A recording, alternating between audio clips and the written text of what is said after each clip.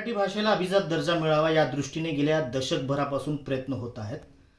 महाराष्ट्र शासनाने केंद्राकडे तसा प्रस्तावही सादर केला आहे. मराठी भाषेचा इतिहास फार मोठा आहे.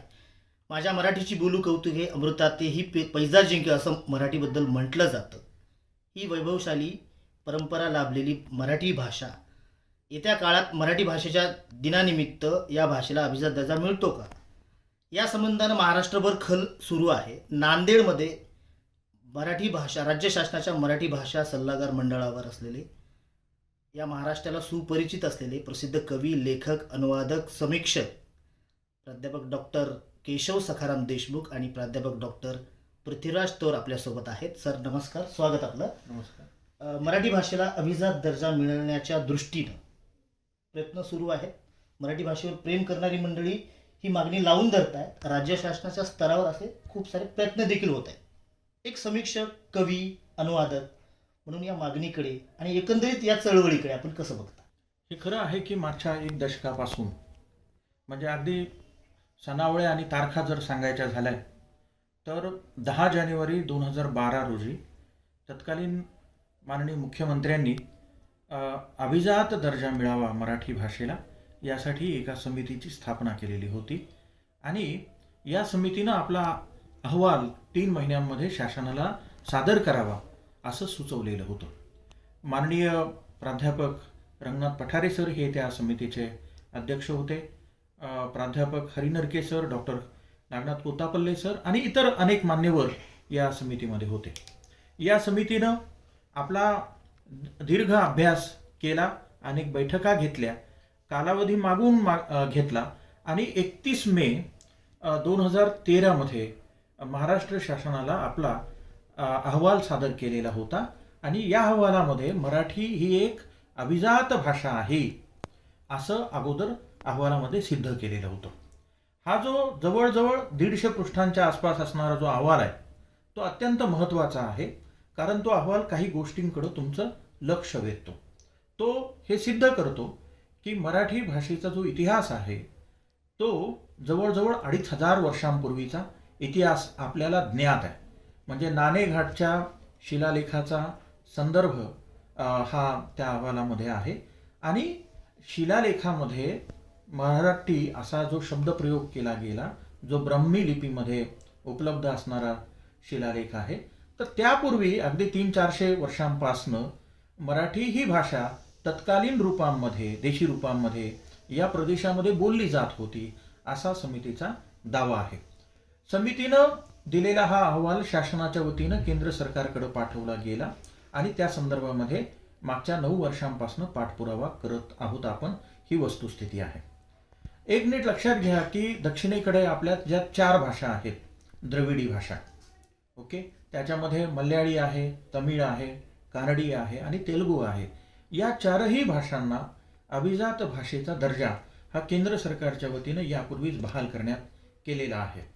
त्यासोबतच संस्कृत ही जी भाषा आहे तिलाही तो दर्जा मिळालेला आहे आणि आपण या प्रयत्नांना प्रारंभ केला. त्यानंतरच्या काळामध्ये ओरिसाची जी उडिया भाषा आहे तिला हा दर्जा प्राप्त झालेला आहे. आता माझ्या पुढे प्रश्न असा आहे की उडिया या भाषेशी मी मराठीची तुलना करतो आणि मला असं लक्षात येतं की उडिया भाषेपेक्षाही प्राचीन अशी समृद्ध, गौरवशाली, अभिजात आणि जिला श्रेष्ठ अशी परंपरा म्हणूयात, जिला स्वयंभू अशी परंपरा म्हणूयात, ही मराठी भाषेला मिळालेली आहे. हिचा अहवाल म्हणजे हाल सातवहन यांनी संकलित केलेली गाथा सप्तशती आणि त्यानंतर बृहत कथा हे जे कथेचं पुस्तक आहे, किंवा त्यानंतर जैन आणि बुद्ध वाङ्मयामधले या भाषेचे पुरावे किंवा शिलालेखांमध्ये असणारे पुरावे, याचा सगळ्यांचा म्हणजे संत वाङ्मयाच्या अगोदरचे असे असंख्य पुरावे हे समितीनं अत्यंत अभ्यासपूर्ण रीतीनं शोधले, त्याची नोंद घेतली आणि ते केंद्र सरकारला दिलेले आहेत. खरं तर समितीनं शोधलेल्या या पुराव्यांच्या आधारे मराठीला अभिजात दर्जा हा 2014 किंवा 15 सालीच मिळायला हवा होता, हे वास्तव आहे. परंतु आपल्याला असं लक्षात येईल की केंद्र सरकारनं त्यांचा हा अहवाल पुन्हा एका साहित्य अकादमी सारख्या मान्यवर संस्थेकडे पाठवला. साहित्य अकादमीनं या संस्थेच्या या अहवालावरती पुन्हा एक समिती नेमली आणि या समितीनं सुद्धा आपला सकारात्मक अहवाल केंद्र शासनाकडे दिलेला आहे असं ऐकिवात आहे. शिवाय या देशाचे जे संस्कृती मंत्री आहेत तर यांनीही वेळोवेळी सातत्यानं सांगितलेलं आहे की अभिजात भाषेचा दर्जा मराठी भाषेला लवकरच देण्याच्या संदर्भामध्ये केंद्र सरकार विचार करत आहे.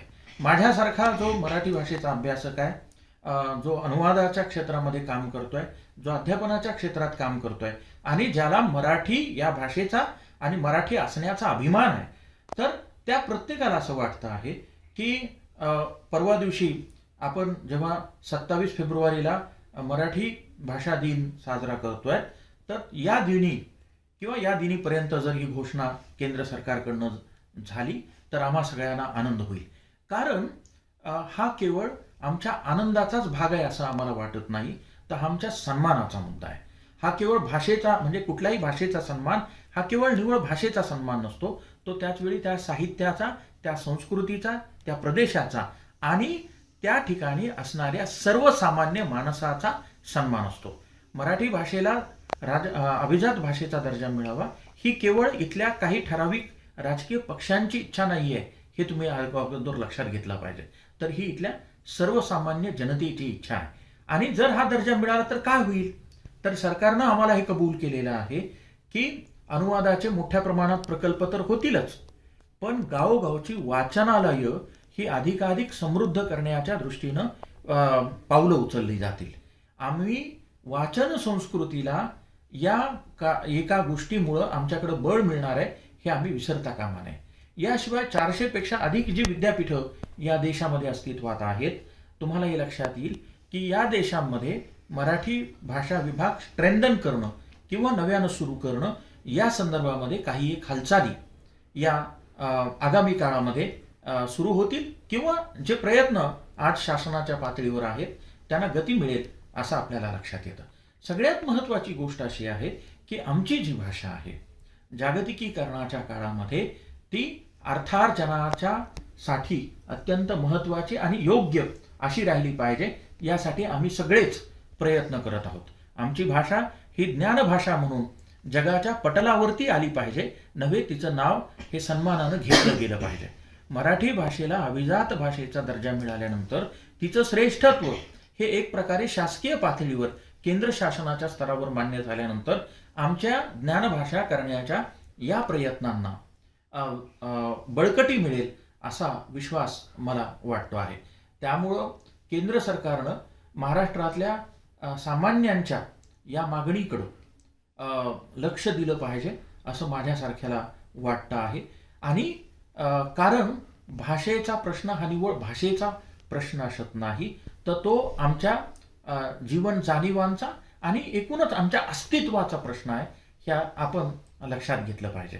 तेव्हा मराठी माणसांचं अस्तित्व, मराठी माणसांची अस्मिता, मराठी माणसांचं भविष्यकालीन त्याची जी वाटचाल आहे, या सगळ्याच गोष्टींसाठी मराठी भाषेचा अभिजात दर्जा हा महत्त्वाचा असणार आहे असं मला वाटतं आहे. केंद्र सरकारनं या संदर्भामध्ये लवकरात लवकर आणि सकारात्मक अशी पावलं उचलावीत असं आवाहन मी या निमित्तानं करतो आहे. अगदी खरं आहे सर. हा केवळ सन्मानाचा नाही तर हा अस्तित्वाचाही विषय आहे. आपल्यासोबत नांदेडच्या स्वामी रामानंद तीर्थ मराठवाडा विद्यापीठातील मराठी भाषा संकुलाचे संचालक आणि राज्य शासनाच्या मराठी सल्लागार मंडळाचे सदस्य, महाराष्ट्रातील एक प्रख्यात लेखक, कवी डॉक्टर केशव सखाराम देशमुख सर आहेत. आपण जाणून घेऊया. सर, तुम्ही या मागणीकडे कसं बघता? आत्ताच डॉक्टर पृथ्वीराज तौर यांनी जे या संबंधानं अत्यंत मौलिक असं विवेचन केलं आहे, त्या अनुरोधानं आम्ही सगळे अतिशय स्वागतशील आणि उत्सुक यासाठी आहोत की पुढच्या 2 दिवसावर मराठी भाषा गौरव दिनाचा समारंभ राज्यभर संपन्न होणार आहे आणि त्या अनुषंगानं मराठी भाषेला अभिजात दर्जा प्राप्त होण्याची एक हालचाल म्हणू किंवा एक आपण चळवळ म्हणू, ती उत्तम पद्धतीनं सुरू झालेली आहे. सगळ्यात महत्त्वाची गोष्ट अशी आहे की जसं आत्ता डॉक्टर तौर यांनी काही एक महत्त्वाच्या मुद्द्यांना स्पर्श केलेला आहे की मराठी भाषेचा विचार करत असताना तो केवळ भाषेपुरता सीमित नाही, हे खरंच आहे. मराठी भाषेची परंपरा ही अत्यंत समृद्ध म्हणजे वाङ्मयाच्या पातळीवर, समाजाच्या पातळीवर, बोलीभाषेच्या पातळीवर, सण परंपरेच्या पातळीवर आणि संस्कृतीच्या पातळीवर अत्यंत समृद्ध अशा प्रकारची ही परंपरा आहे. त्या अनुषंगानं मराठी भाषेला अभिजात भाषेचा दर्जा मिळणं ही फक्त अकॅडमिक अशा स्वरूपाची गोष्ट नाही आहे, तर ही आम जनतेच्या अस्मितेला स्पर्श करणारी गोष्ट आहे. आम जनतेला आनंद देणारी अशी एक महत्त्वाची गोष्ट आहे. एक महत्त्वाचा मुद्दा मला या निमित्तानं सांगायला आवडेल की आज एकंदरीत जगाचा चेहरा जर आपण लक्षात घेतला तर अत्यंत गतिमान पद्धतीनं सगळ्या क्षेत्रांमध्ये बदल होत आहेत. मग ते भाषेमध्ये होत आहेत, ते शिक्षणामध्ये होत आहेत, ते संशोधनामध्ये होत आहेत आणि ते बोलीभाषेमध्ये होत आहेत. या पातळीवर मराठीकडे आपण अशा धारणेनं किंवा अशा भावनेनं बघूयात की ही मराठी भाषा जर ज्ञान भाषा झाली, जसं आत्ता डॉक्टर तौर यांनी उल्लेख केला, तर अभिजात भाषा होण्याचा एक मोठा उपयोग तिला निश्चितपणे होऊ शकतो. तिसरी महत्त्वाचा मुद्दा असे की आज असं सांगितलं जातं, सातत्यानं असं म्हटलं जातं की जगाच्या पटलावर मराठी भाषा ही 10व्या क्रमांकावरची भाषा आहे.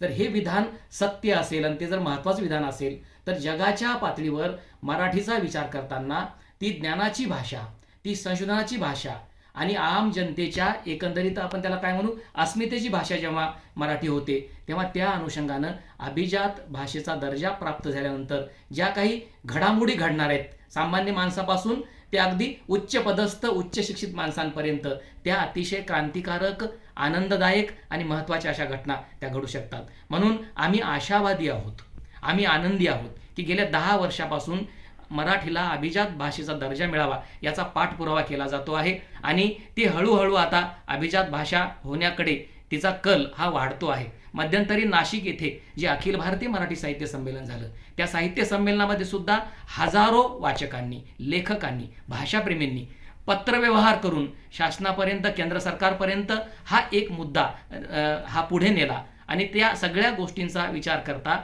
की ही मराठीला अभिजात भाषेचा दर्जा प्राप्त होणं ही गोष्ट फक्त अशी सीमित अजिबात नाही आहे, तर ती व्यापक आहे. जेव्हा आपण महाराष्ट्र असं म्हणतो आणि महाराष्ट्रामध्ये जे अनेक भूभाग आहेत, अनेक प्रदेश आहेत, अनेक जिल्हे आहेत, त्या प्रांतांमध्ये जे काही लेखन होतं, मग ते लोकवाङ्मयाचं असेल, ते आधुनिक वाङ्मयाचं असेल, ते संत वाङ्मयाचं असेल, ते झाडीपट्टी संदर्भातलं असेल, ते शाहिरी वाङ्मयातलं असेल, ह्या सगळ्या सांस्कृतिक पद्धतीच्या उलथापालथी जेव्हा आपण समजून घेतो तेव्हा मराठी भाषेचं क्षेत्र हे कसं महाविस्तारक आहे, ते कसं मोठं आहे, ते कसं व्यापक आहे, हे आपल्याला सगळे आपण जाणतो. त्या आधारानं अभिजात भाषेचा दर्जा जर शासन पातळीवर प्राप्त झाला तर निश्चितच मराठी भाषा ही जगाच्या पटलावर आपलं एक स्वतंत्र अस्तित्व, एक वेगळ्या पद्धतीची राजमान्यता स्पष्ट करू शकेल असं मला वाटतं.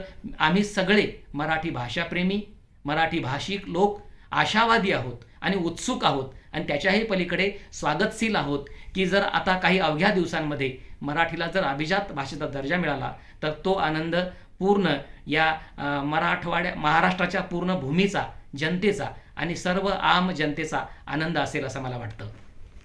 अगदी खरं आहे सर. मराठी भाषा गौरव दिनाच्या निमित्तानं तिला अभिजात दर्जा मिळणं हा यासाठी आपण सगळेजण उत्सुक आहोत आणि या मराठी भाषेचा इतिहास, त्याची वैभवशाली परंपरा आणि सांस्कृतिक इतिहास पाहिल्यास या मराठी भाषेला केंद्र शासन अभिजात दर्जा देईल अशी आशा आपण व्यक्त करूया. Kuldeep Nandurkar, let's up Marathi, Nanded.